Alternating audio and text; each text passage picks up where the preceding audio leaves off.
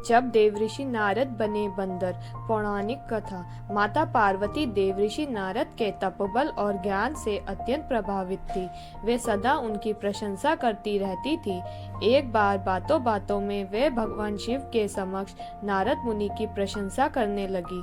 तब शिवजी ने उन्हें बताया कि नारद ज्ञान के अथाह सागर हैं, किंतु एक बार उन्हें अपने ज्ञान और तपोबल का अहंकार हो गया और इस अहंकार के कारण उन्हें बंदर बनना पड़ा। देवऋषि नारद के बंदर बनने की बात से माता पार्वती पूर्णतः अनभिज्ञ थी। उनके मन में इस कथा को जानने की जिज्ञासा जाग उठी। उसकी जिज्ञासा शांत करने के लिए भगवान शिव ने उन्हें पूरी कथा सुनाई, जो इस प्रकार है। हिमालय पर्वत पर एक पवित्र गुफा स्थित है। उस गुफा के आसपास का वातावरण बड़ा ही मनमोहक था। समीप ही गंगा नदी प्रवाहित होती थी। ऊंचे पर्वत और हरे भरे वन से आच्छादित वह स्थान देवलोक जैसा रमणीय प्रतीत होता था। एक दिन नारद भ्रमण करते हुए उस स्थान पर पहुंच गए। वहां का मनोरम दृश्य देख वे मुग्ध हो गए। वहां उन्होंने अपनी तपोस्थली बनाई और भगवान विष्णु की तपस्या में लीन हो गए।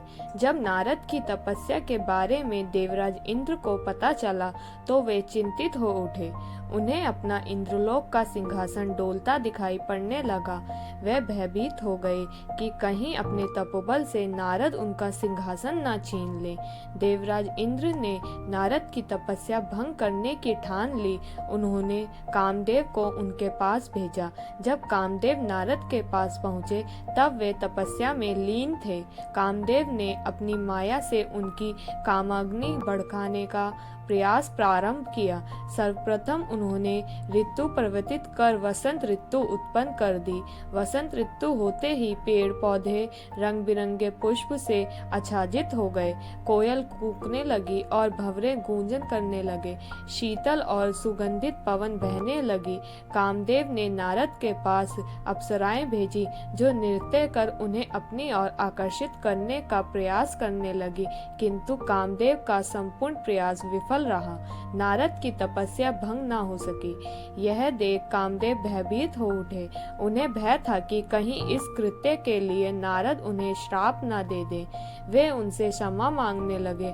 नारद ने उन्हें तो क्षमा कर दिया, किंतु काम को जीत लेने के कारण उनका मन अहंकार से भर उठा। मन में अहंकार लिए हुए वह भगवान शिव के पास पहुँचे और उनके सामने स्वयं का बखान करने लगे। शिवजी समझ गए कि नारद अहंकार में चूर हैं। उन्होंने नारद को परामर्श दिया कि यह बात भगवान विष्णु को ना बताएं। शिवजी जानते थे कि भगवान विष्णु यदि नारद के अहंकार को समझ गए तो इसका परिणाम नारद को किसी न किसी रूप में भुगतना पड़ेगा, किंतु अपने अहम में चूर नारद ने शिवजी की बात नहीं मानी और क्षीर सागर पहुंचकर भगवान विष्णु के समक्ष कामदेव की माया विफल करने का वृत्तांत सुना दिया। भगवान विष्णु को नारद का अहंकार समझते देर न लगी। नारद से वे कुछ न बोले, किंतु उनका अहंकार तोड़ने के लिए अपनी लीला रच दी। कुछ देर उपरांत नारद भगवान विष्णु से आज्ञा लेकर प्रस्थान कर गए। वे जिस मार्ग से जा रहे थे वहां भगवान विष्णु ने अपनी माया से एक सुंदर नगर का निर्माण कर दिया। उस नगर का राजा शीलनिधि था। उसकी पुत्री विश्वमोहिनी थी, जो सौंदर्य की प्रतिमूर्ति थी। उसके सौंदर्य पर रीझकर कई राज्यों के राजकुमारों ने उससे विवाह करने का प्रस्ताव राजा के पास भिजवाया था, किंतु किसी राजकुमार का प्रस्ताव स्वीकार करने के स्थान पर राजा शीलनिधि ने राजकुमारी विश्वमोहिनी के स्वयंवर का आयोजन कर दिया। कई सुंदर सुयोग और प्रतापी राजकुमार स्वयंवर हेतु नगर में उपस्थित हुए। नारद नगर में पहुंचकर राजा शीलनिधि से मिलने पहुंचे। राजा शीलनिधि ने उन्हें राजकुमारी विश्वमोहिनी के स्वयंवर के बारे में बताया तथा उसकी हस्तरेखा देख उसके भविष्य के बारे में जानकारी देने का निवेदन किया। राजकुमारी विश्वमोहिनी जब नारद के समक्ष उपस्थित हुई तो वे उसका रूप देख मोहित हो गए। उसकी हस्तरेखा में लिखा था कि जो व्यक्ति उससे विवाह करेगा वह अजय और अमर हो जाएगा। नारद ने हस्तरेखा में लिखी यह बात पढ़ तो ली, किंतु राजा और राजकुमारी को नहीं बताई। वे उन्हें कुछ और ही बताकर वहां से चले आए। नारद मुनि अपना वैराग्य भूल चुके थे। वे राजकुमारी से विवाह करना चाहते थे। उन्होंने भगवान विष्णु का ध्यान किया।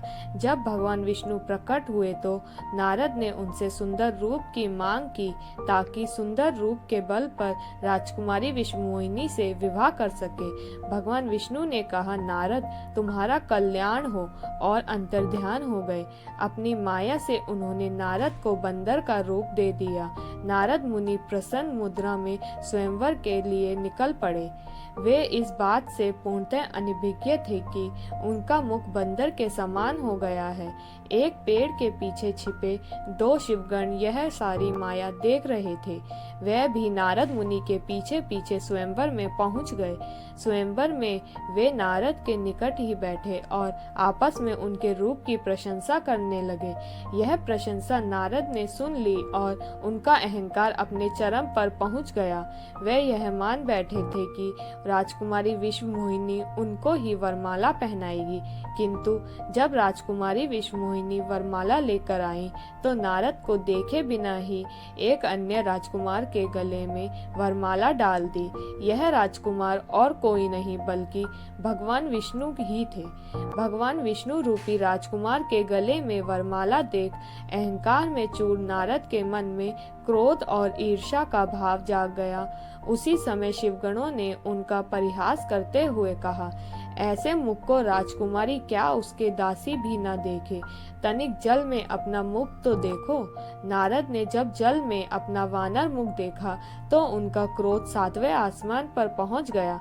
क्रोध के आवेश में उन्होंने दोनों शिवगणों को राक्षस बन जाने का श्राप दिया और वहां से भगवान विष्णु से मिलने निकल गए। तब तक उनका मुख सामान्य हो चुका था। मार्ग में ही उन्हें भगवान विष्णु मिल गए। उनके साथ माता लक्ष्मी और विश्वमोहिनी भी थी। नारद को भगवान विष्णु की माया समझते देर न लगी। क्रोध भाव में वे उन पर आरोप लगाने लगे, आपका हृदय छल और कपट से भरा हुआ है। समुद्र मंथन के समय भी आपने शिवजी को बावला बनाकर विषपान और असुरों को मदिरापान करा कर स्वयं लक्ष्मी जी और कौस्तुभ मणि प्राप्त कर ली थी। आज आपने मेरे साथ छल किया है, इसका परिणाम आपको अवश्य भुगतना पड़ेगा। आपने मनुष्य रूप धारण कर विश्वमोहिनी को प्राप्त किया है। मैं आपको श्राप देता हूँ कि आपको मनुष्य योनि में जन्म लेना होगा और स्त्री वियोग का दुख भोगना होगा। आपने मुझे वानर मुख दिया था, इसलिए आपको वानरों से सहायता लेनी होगी। नारद मुनि के श्राप को भगवान विष्णु ने स्वीकार कर लिया और अपनी माया के प्रभाव से नारद मुनि को मुक्त कर दिया। माया से मुक्त होने पर नारद मुनि अपनी भूल पर पछताने लगे, किंतु वे भगवान विष्णु को श्राप दे चुके थे जो वापस नहीं लिया जा सकता था। नारद मुनि को माया से मुक्त देखकर शिवगण उनके पास पहुँचे और क्षमा याचना करने लगे और श्राप मुक्त करने का आग्रह करने लगे। तब नारद मुनि ने कहा, मेरा श्राप वापस तो नहीं हो सकता। तुम दोनों रावण और कुंभकर्ण के रूप में बलवान और तेजवान राक्षस के रूप में जन्म लोगे और अपने बल से पूरे विश्व पर विजय प्राप्त करोगे। भगवान श्री राम के हाथों मृत्यु प्राप्त कर तुम्हें मोक्ष की प्राप्ति होगी। इस तरह नारद मुनि के अहंकार ने उन्हें वानर मुख बनाकर परिहास का पात्र बना दिया और उनके क्रोध के वशीभूत दिए श्राप के कारण भगवान विष्णु को श्री राम के रूप में जन्म लेकर सीता वियोग सहना पड़ा। अगर आपको यह कहानी अच्छी लगे तो please like, share and subscribe the channel. Thank you.